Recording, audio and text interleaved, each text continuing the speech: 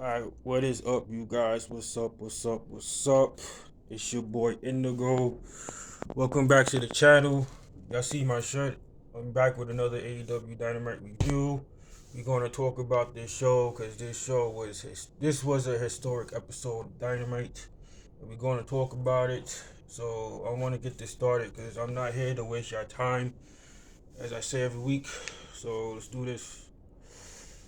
We getting straight right to it, but I want to tell you guys, if you guys want to stick towards the end of the video, I recommend that you do, because I will be giving my Revolution predictions. So if you guys interested in that, definitely stay into the end of the video. Thank you, appreciate y'all. If you're a new subscriber, welcome to the channel. Happy to have you. I'm here keeping it real about pro wrestling, good, bad, or indifferent. I will give my opinion on it, and I hope you join me for the ride. And that's all I got for plugs. Um, I like nights like this. I say all the time, when we get like shows like this, it puts me in a good mood. I'm pretty sure a lot of you guys will agree to that. And let's get right to it. So, Dynamo Dynamite started off, well, they were back home in Jacksonville, Daly's place, the home of the COVID era of AEW. It was great seeing them there, back there. It's been a while. Show started off with Mr. Tony Khan, our guy, in the ring with Tony Schiavone, and it's been speculated for a few weeks now that Tony Khan had a big announcement, right? We didn't know exactly what it was. A bunch of different people threw their ideas out there about what they thought it could potentially be. I myself had contributed to that, and I said that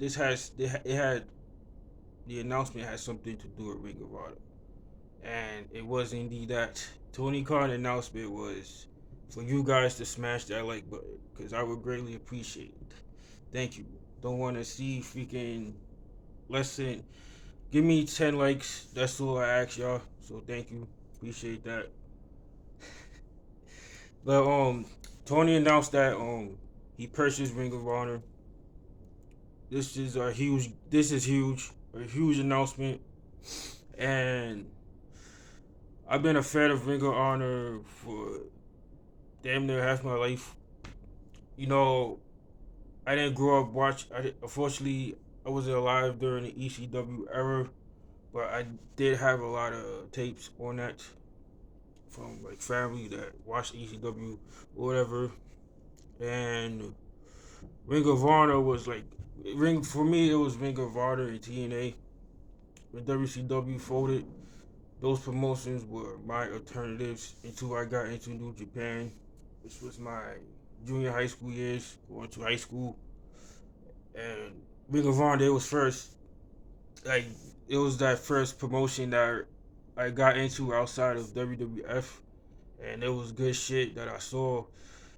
I saw a lot of our favorites today, like Brian Danielson, CM Punk, Samoa Joe, Nigel McGuinness. I could keep naming people. Kenta, AJ Styles was in Ring of Honor for a short period of time. A lot of people that you see today, Roderick Strong, Kyle O'Reilly, Adam Cole, Bobby Fish. Again, I could keep naming names. I'm an OG Ring of Honor fan. A lot of y'all favorites that y'all see today, guarantee you they came up through Ring of Honor or they wrestled in Ring of Honor for some time. Kevin Steen, Sami Zayn, El Generico, people like that came through Ring of Honor, made a name for themselves, and wanted to test their abilities. They either went to the E or they went to TNA or something. Ring of Honor was something. When I heard the news that they went out of business, that's basically what that news was at the time, and I was shocked, really surprised that it had to come to that. The owner of Ring of Honor at that time, he was sad himself because he had an interview with PW Insider, I believe, because I listened to this. He sounded as if his dog passed away. He was devastated of the news himself. He didn't really want Ring of Honor to close down. I'm sure people like Jay Lethal, Jonathan Gresham, you know, top athletes like that, I'm pretty sure they ain't want Ring of Honor to close their doors, so to speak. But now Tony Khan has reopened the doors. I'm very happy and excited about this because that library, the Ring of Honor library, that's in my opinion, that's one of the most prestigious history libraries in this industry. Because like I said, a lot of your favorite people that's on top right now, they came up through Ring of Honor. A lot of y'all probably don't know that because a lot of fans nowadays, they were born in like the early 2000s, so they probably didn't even know what the fuck Ring of Honor was back then when they first got into wrestling. And I hope Tony, he said that we're gonna get it soon, the tape library. I hope, I hope, if AEW goes on some type of streaming platform, I just hope that like that library is just there on demand for us to check out. Well, people like me could relive those special moments. I'll share with y'all one of my favorite Ring of Honor matches of all time. That is shit. If I had to pick one, I'm on the spot right now. Danielson and Samoa Joe. These two had battles over the years, but their Ring of Honor feud was legendary. Even Punk and Joe, they were tag partners at a point, but when they feuded against each other, it was magic. Any Kevin Steen match, there's any Kevin Steen Ring of Honor match you can put in it. Roger Strong as well. Again, there's guys that a lot of people never actually got to see them wrestle in the early days. That's like they got into them when they came in NXT, etc., etc. So this is great for people like you guys. And that's my thoughts on Tony Khan's announcement. I said a lot, but I'm very happy about this. I don't know what he wants to do with with the promotion. I could see Ring of Honor really being some type of developmental system for because AEW they got a lot of that roster is stacked, especially now, and we'll see. I know Tony wants to do something in Ring of Honor though. Again, you got guys like Jay Lethal there that ain't doing jack shit. They have him on Dark. I don't think that's retarded. Jay Lethal is a former multi-time Ring of Honor champion. He put that company on his back because he was really the only top guy there that was, like I said, he carried the promotion on his back for the past few years into its demise.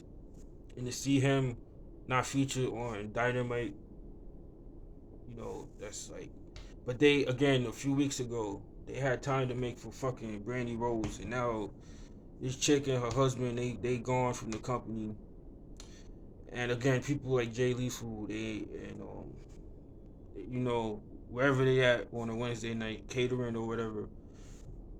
I could see Tony Khan putting people like Jay Lethal back in Ring of Honor and just doing something with them based on what I just said about him not being featured on the main shows. You got people like Brian Cage, Lance Archer. Again, these are people that I want to see more, but they not really doing shit with them. Again, they got time to make for these other goofy people. I'm not gonna name names. Y'all know who I'm talking about, like the Marco Stunts of the world. Even though we haven't seen them, let's give an example. Make time for people like Jay Lethal on Dynamite. That's all I wanted to say on that. And yeah, that's my thoughts on Ring of Honor, y'all. Let's get to the show. Give me a second.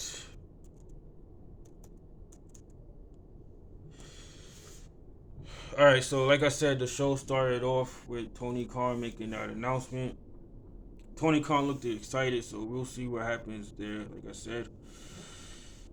Oh, a quote that Tony said. I forgot to share this. And I quote, "It's not Shane, there's no Shane. It's me."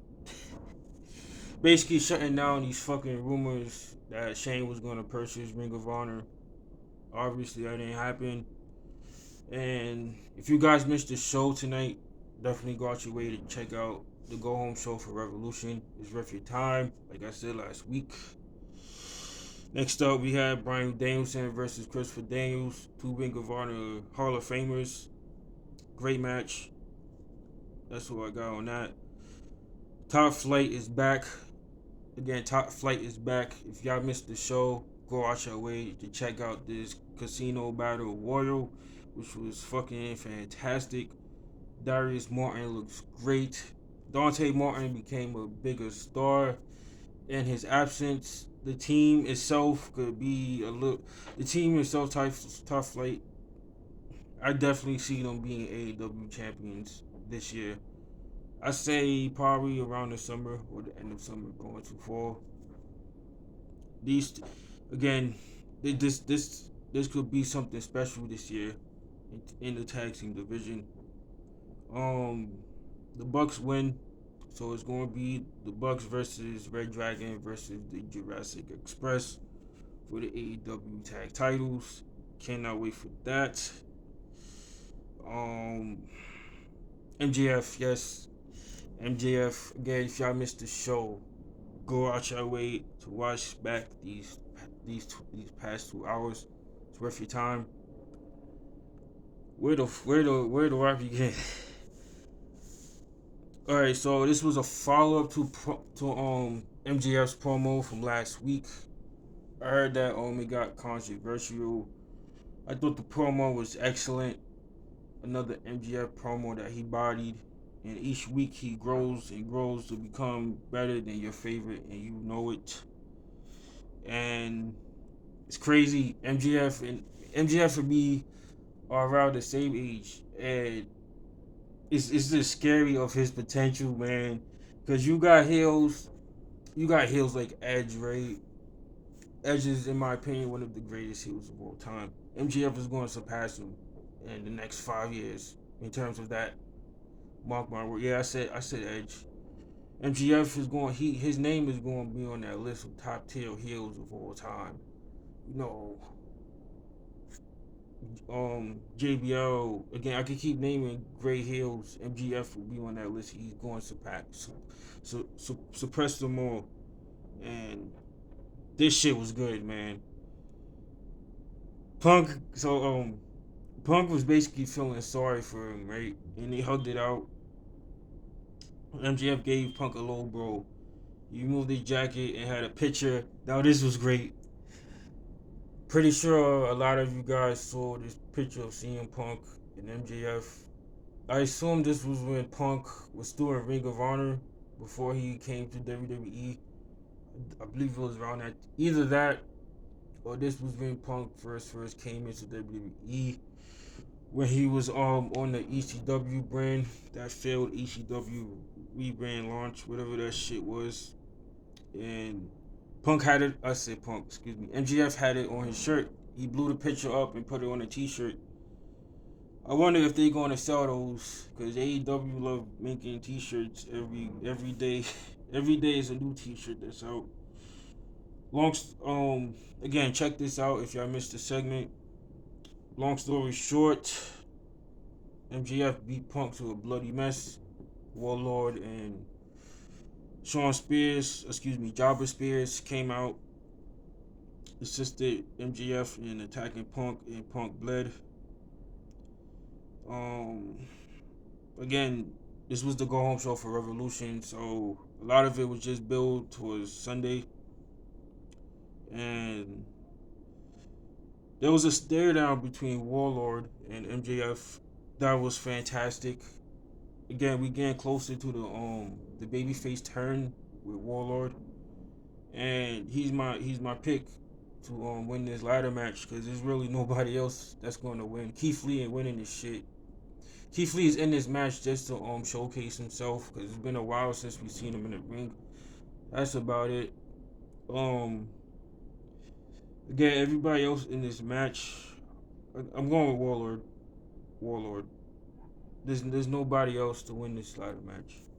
And that was pretty much the show tonight. Again, like I said, the rest of the bill was for Revolution. And outside of the Tony Khan announcement and the Battle Royal, that was about it in the MJF segment. So thank you guys for checking out the review tonight. Smash that like button. If you saw the show tonight, let me know your thoughts on this announcement that Tony made tonight.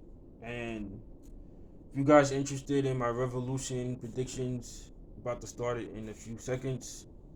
So thank you guys for tuning in. If y'all wanna head out, see y'all for the review on Sunday. And that's all I got. So let's start this preview and predictions. Let me just pull up the card. Sorry guys, give me a second.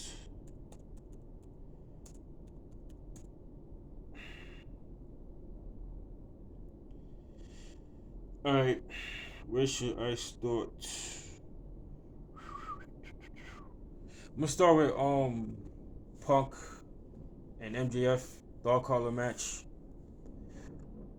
I'm going MJF to win. Yeah, MJF looked clean. Yo, he was standing tall tonight. By logic, that would mean that Punk will win this match for Sunday. I'm still going MJF to win. Punk doesn't need the victory. You see him Punk. He's good. A loss won't hurt him. And it just furthers MJF heat, you know. So I'm going MJF. Moxley and Danielson. This I'm looking forward to this most. This could be match of the night. Outside of Thunder Rosa and Britt Baker, it's either of those two matches. I think that's going to really steal the show. Sleeper match for me will be I'm getting off track. Danielson and Moxley. Moxley recently returned. Danielson has been on a tear. This version of Bryan Danielson, he really reminds me of Ring of Honor Bryan Danielson. When I first seen him, he reminds me so much of his early Ring of Honor days. Again, this Bryan Danielson, OG Ring of Honor fans such as myself, we know his arsenal, his style in the ring. And if y'all new to this, y'all in for a treat because Daniel Bryan and Bryan Danielson are two different people. I hope y'all really understand that, especially with this Ring of Honor purchase. Whenever Tony puts out that library in public. Also, I just want to say that I'm curious to know how much Tony paid for Ring of Honor. I don't think we, the public, will ever know, but I hope so. I hope my source knows. I could probably.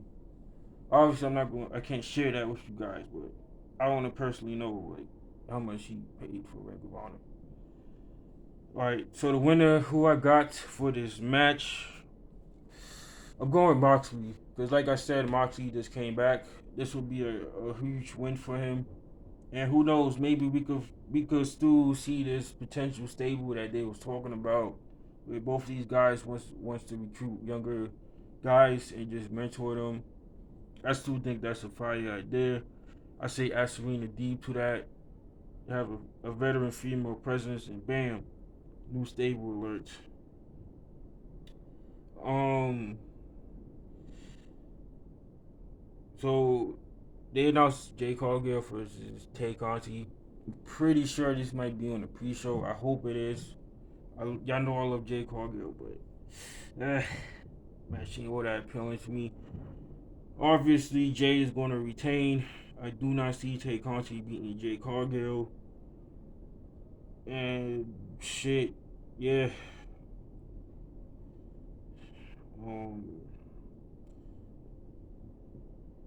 Chris Jericho versus Eddie Kingston. This match was announced last minute. We had a decent back and forth last week, I believe, with these two. I'm not really a fan of Jericho in 2022, guys. Eddie Kingston did his best to make it entertaining for me, but other than that, Jericho, he's just leeching on to these people, man. At this point, he's just leeching on to whoever is popular, and either wants to have a match with them or a promo segment or whatever, some type of shit involving said said person. Going with Eddie Kingston. Jericho doesn't need to win. Like I said about Punk, Jericho is the main man, so a loss won't hurt him.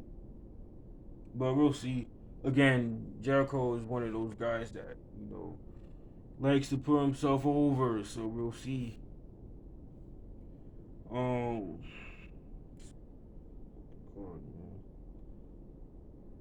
Thunder Rosa, Britt Baker. This match I've been looking forward to since the St. Patrick's Day episode of Dynamite, where we got that incredible, legendary match between these two. Thunder Rosa won that, in case y'all forgot. Um, but Britt said it best in the contract signing. Thunder Rosa won the match, but Britt Baker was made that night, and these two are back. Britt hasn't really been doing much lately for these past few months. I honestly thought that they was going to save this match for the next pay per view, and give. I thought that they was going to give us Britt versus Jamie Hayter, but that didn't happen. And y'all know who I'm going with. It's her time. Um, Again, Britt is already a made woman. She did all she can with that title. It's Thunder Rosa time. We're going with Thunder Rosa. Um, sorry guys. Google is failing me right now because they not pulling up the whole card. So give me a second.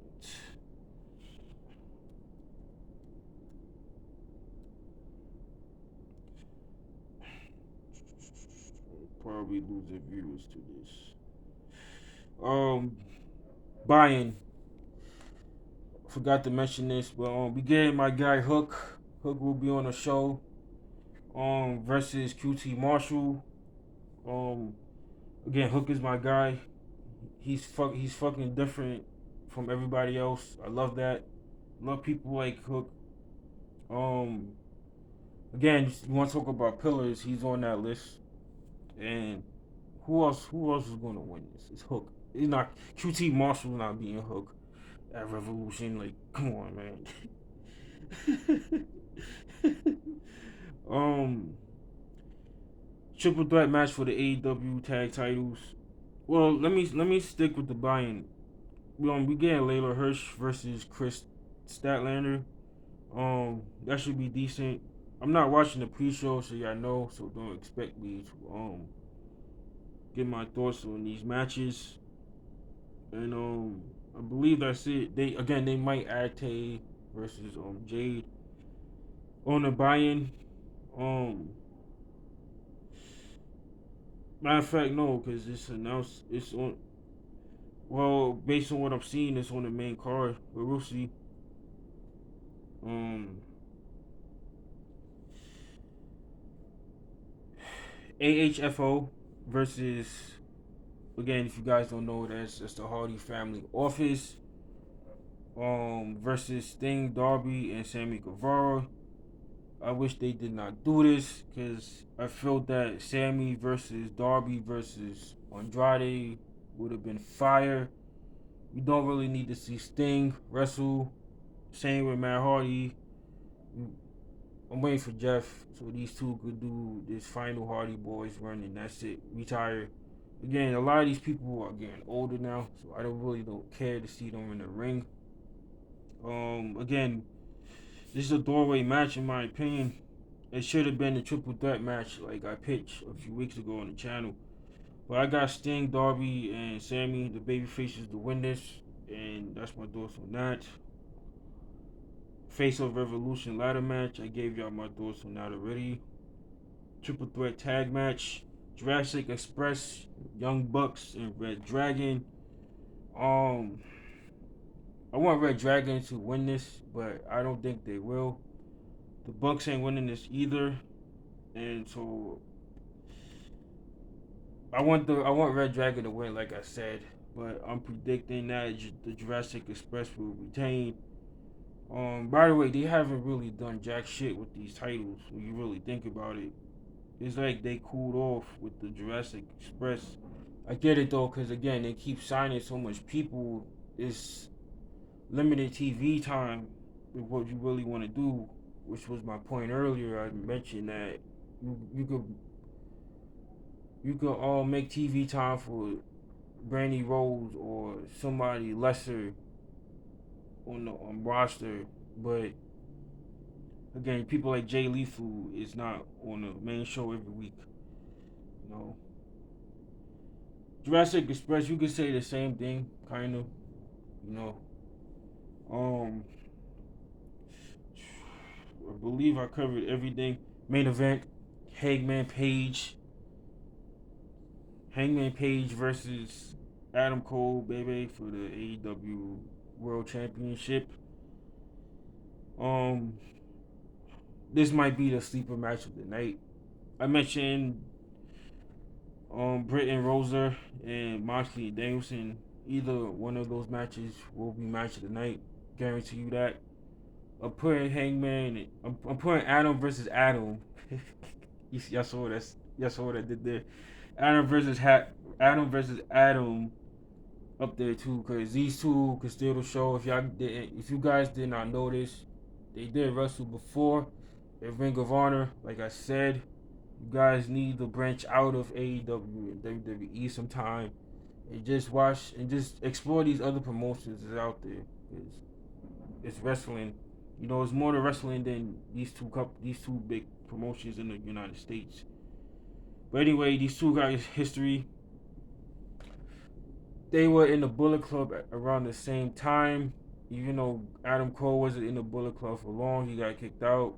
As many OG fans know, Kenny kicked him out the Bullet Club, and Hangman Page he was he had experience in the industry, but he was still a newbie in terms of like a new face to people to like invest and become fans of.